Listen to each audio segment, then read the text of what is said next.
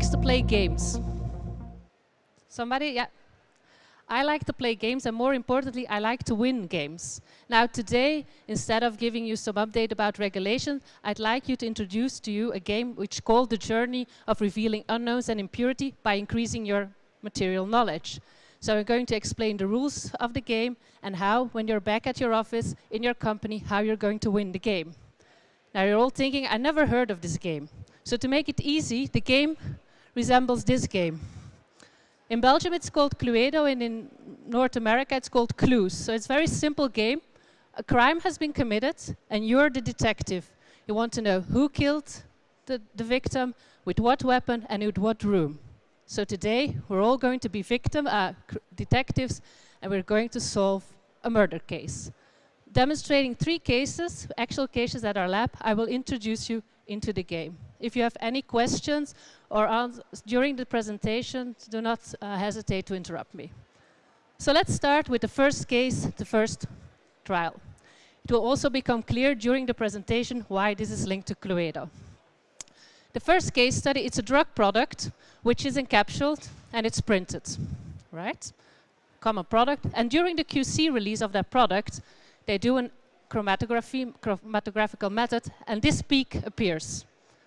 It was never there, it was not expected to be there, so it's an out of specification. It's an unknown, you don't know what it is a potential hazard. How do you deal with it? In most companies you have panic, like when you enter a crime scene, everybody's shouting like, oh, something happened. Where did it come from? How did it happen? What do we need to do when? A lot of questions, panic, right? Okay. What can it be? Just by thinking, without taking any regulation into account, what can it be? Now, simply, an impurity can be a degradation product of your active pharmaceutical ingredient. Normally, you know these compounds because you have done some stress testing, forced degradation during the development of your product, right? It can be a residual solvent, also from the production process. Also, this should be under control. Then you have contact with the primary packaging. You have impurities that migrate from the packaging into your drug product. In the industry, we call these compounds leachables. They leach from your material, from your packaging, into your drug product. Production items. During the production of your drug, you use filters, bags, tubings. All these materials, they come in contact with your drug and may introduce unwantedly impurities in your drug product. Everybody's on board? So you have a lot of these. Regulations, there are a lot of regulations about impurity. To be honest, I'm not going to speak lots about it because most of the regulations demonstrate you how to deal with these impurities at the moment that you know what you're dealing with. For instance, ICHM 7 talks about how to deal with genotoxic impurities, but at this moment we don't know what we're dealing with, what's the origin, etc. So there are some guidance, whether it's a medical device, whether it's a pharmaceutical drug product, there are rules and regulations. But just remember, we don't need them to play the game and to win the game.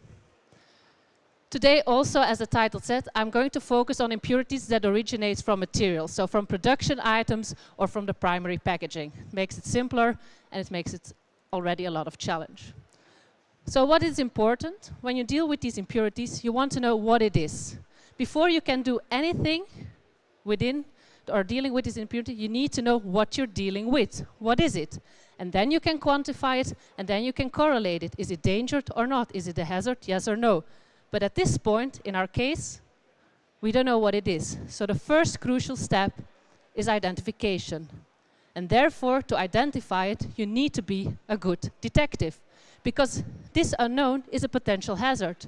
There can be a potential crime. Somebody can take in the product and die. I'm not saying that every impurity will lead to death, but in any case, somebody might get harmed.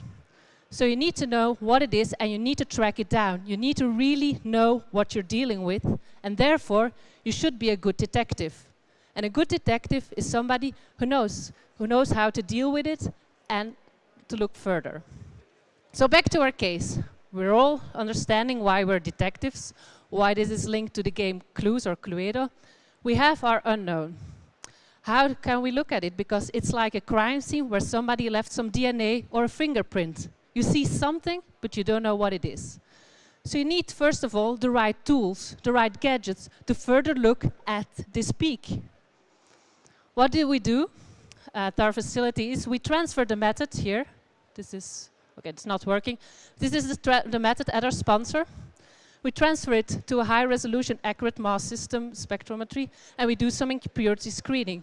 So we take the fingerprint, translate it onto our system, and use our screening database. Like in the police, they take a fingerprint and run it through a database to see whether there is a match. If you're lucky and there is a match within your database, case closed. In this first case, we were very lucky. We found our compound. It was in our database. We have seen this compound before. So very lucky we were, and we could trace this back down to the origin. Sorry, we had to find the origin, and we could trace it back to the tubing. The tubing which was used in the production of that drug product. So we know that this compound is used in the production of the tubing, and how do we know it? Because the manufacturer of the tubing told us, yes, I commit. I indeed added that compound in the production of the tubing. Why did you add it? He said, yeah, I added it as a plasticizer to give flexibility to my tubing. So I intentionally added it to the silicone tubing, and it leaches in my drug product. So it's very important to know the ingredients of which your products are made. Okay? Clue 1, right? Case study 2. So we have a similar case. Again, we have the same phenomenon. We have a drug product stored in a bag system, and we see again something we did not expect, right? What do? We try to identify it using the same principle. Hopefully, we're lucky again with our screener database, but in this case, we have no hit with our database. What we do further, we try to unravel it, and we could make, let's say, a picture of the compound. We don't know what it is, but we know it looks like that. It's like a robot photo when you have seen something that it looks like this. So now you have to look for suspects that look like this compound. So what do? You know the drug is stored in a bag system. Your first suspect is the bag. So you interrogate the manufacturer of the bag. What did you add to this bag? Did you add this compound? He will say, no, I did not do it. I won't speak unless my lawyer is here or something. He won't say. If you're a good interrogator, a good detective, you need to ask the right question. So you need to know what the composition is of your polymer. So now, in the following slides, I'm going to learn you some basics about the composition of the polymer in order for you to ask the right questions. In addition to that, how can you verify whether your manufacturer is speaking the truth? Does he have an alibi? Right? We'll come later to that. So the composition is mainly 3 parts. You have residues, catalysts, and additives. Additives are added intentionally in the production of a polymer to give certain properties to plastic. So as I said before, plasticizers, which we have seen in case 1, are used to give flexibility to a tubing, for instance, or other types. You have different types of plasticizer. There is not only one compound in the industry used for this purpose. So you have a lot of chemical structures. It's not the intention for you to remember all this, but you see different structures. You have, for instance, epoxidized soybean oil, which is used in rubber to make sure it gives a flexibility to the rubber, but you can puncture a needle through it and back, and it closes a little bit. So there are reasons why manufacturers add these types of compounds. So our suspect says, I did not add the compound you have detected, I've used another, I've used a phthalate as a plasticizer. But how can you verify how he tells the truth? Therefore, you need extractables data. You can take your plastic, your bag, in the laboratory, you put a solvent on the bag, on the plastic, you extract it, you boil it, and then you analyze the extract. So you want to know what comes out of the plastic is also what you've put in. So in this case, we see that in the bag, these 2 compounds, the phthalates and the sebacate, were added as plasticizers. So he's speaking the truth. Antioxidants are used to protect the polymer against degradation from oxygen, from heating, etc. Normally, you have these types of compounds that are used, which are sterically hindered phenols, are very common used as antioxidants. Again, he says, I've used Irgafos 168, and yes, we have found it, it comes out of the material. But it does not resemble anything about the structure we're looking for. So we dig deeper. Slip agents, to make sure that there is no friction. Specifically, when you have films, it's often used, and in the industry, two types of slip agents are always seen, uricamide and oleamide. They have a very similar structure and are widely seen as leachables in drug products. Whether they're dangerous, I don't think so, but you see them. Again, we have to go one step further. Acid scavengers, they're added intentionally to make sure that you protect your polymer from an acid attack. It turns strong acids into weak acids, right? Stearic acid is one of the most commonly used, and again, you see it was added. Photostabilizers to protect from UV degradations. Again, different types of structures you all see, and if you remember the structure that we have, let's say the robot photo, not a match. Colorants can be added in your bag or whatever, or inked. Different type of colorants exist. I also want to inform you that if you add a color to your material, there is no functionality to it. You add a color because it looks nicer. But you have to be aware that this colorant may migrate into your drug product. So if you add a colorant, like in the ink, it's clear you want to label it. But if it's just for a nice visual look, then you have to think about that. Clarifying agents to make sure that your bag is transparent. Yet again, unfortunately, we don't find anything. So we look deeper. There are catalysts used, residues. The catalysts, they make sure that when you produce your polymer, it's like a chain reaction, you want to accelerate it. These are the typical compounds, elements that are used as catalyzers. If you're dealing with elemental impurities, they're a potential source. Again here, unfortunately. Solvents are also used in the production. They're semi-volatile or volatile compounds, as you can see here, like alcohol, etc. And again, you can see them in your extractables data, acetone and hexane in this case. Monomers, this is very important. Each polymer, I'm not assuming that everybody knows how polymer is made.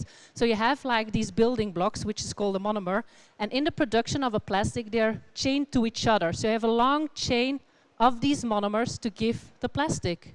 The monomers itself is a liquid. When they are chaining, when you have a chain, you get actually the properties of a plastic. And then you add all the additives. Now, the industry or the manufacturer wants all the monomers to be built into the chain. That's the purpose. However, there is no 100% guarantee that all the monomers will be built into a polymer. So you have some remainders left, and they can leach into your product. So you have typical monomers, which are depending on the type of polymer that you're using. You can have a PET bottle, for instance, where your Coca-Cola is in. There you have another type of monomer compared to nylon, etc., or polypropylene, etc. So important sources you need to know. You see here, caprolactam was found, but nothing to our case. So it's not all about the ingredients. There are some other exotic examples, but you see, knowing the ingredients is step one, but you have to dig deeper. And when we look back, so it's not about that, to our structure, just to remind you, visualize it. If you're not a chemist, it may be difficult, but you need like these hexagonal structures 2 times. We haven't seen it. In our extractables data, we see all these types of peaks. 67 compounds are found, and not all of them are intentionally added by the manufacturer of the bag. What else is present? What we see here is we see different types of molecules which were not intentionally added by the manufacturer. He says, I've not seen this before, I do not know what it is. But actually, what he added was this antioxidant, Irganox 1010, and during the production of the bag, it was degraded into other compounds. And it are those compounds that are entering your drug product that can migrate. So for each additive that you use, you need to know how it can potentially degrade.